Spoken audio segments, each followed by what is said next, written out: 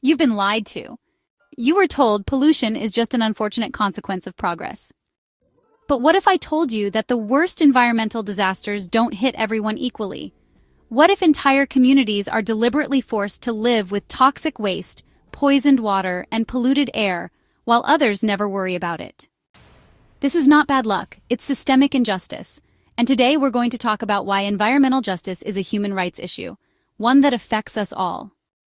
Environmental justice isn't just some fancy policy term. It's about who gets stuck living next to a toxic waste dump and who gets tree-lined streets and fresh air. Spoiler alert, it's usually not an accident. The hard truth is that marginalized communities, especially low-income groups, indigenous peoples, and racial minorities, have been handed the short end of the stick for generations. While some neighborhoods enjoy clean parks and safe drinking water, others are stuck inhaling factory fumes like it's their full-time job. Take Cancer Alley in Louisiana, an 85-mile stretch of industrial plants where residents, mostly black and working class, face sky-high cancer rates. Or Flint, Michigan, where government negligence served up lead-contaminated water like it was some kind of dystopian drink special. And let's not pretend this is all ancient history. Ever heard of redlining? Yeah, that lovely system of housing discrimination from the 20th century didn't just limit homeownership. It forced Black and immigrant families into pollution hotspots, locking in environmental inequality for generations.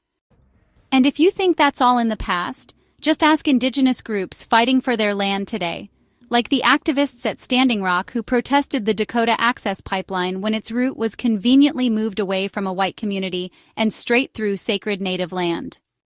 And then there's climate change, which, surprise, surprise, also hits the most vulnerable the hardest. When sea levels rise, who gets displaced first? Coastal communities in poorer countries, despite contributing almost nothing to the carbon problem. When heat waves strike, who suffers most? Low-income neighborhoods with no AC and barely any trees to cool things down. And remember Hurricane Katrina? Wealthy areas bounced back quickly, while Black and low-income residents in New Orleans were left struggling for years. None of this is random. It's the result of policies that put profits over people time and time again. But here's the good news. People are fighting back. From the Warren County protests in the 1980s, where a Black community took a stand against toxic waste dumping, to modern grassroots movements like the Climate Justice Alliance, there are activists out there making noise and demanding change. Even some corporations are hopping on the sustainability bandwagon, though let's be real, big business going green is often just a PR move unless we hold them accountable. What really moves the needle? Strong policies, real enforcement, and community action.